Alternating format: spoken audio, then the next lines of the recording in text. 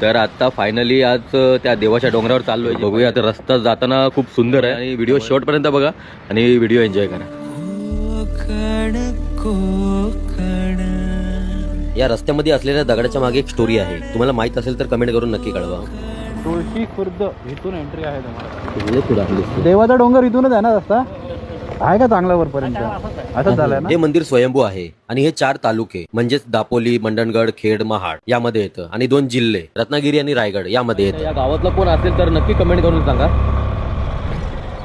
Just आपण त्या मंदिराच्या इथे पोहोचलेलो आहे आणि ह्या पायऱ्या आहेत.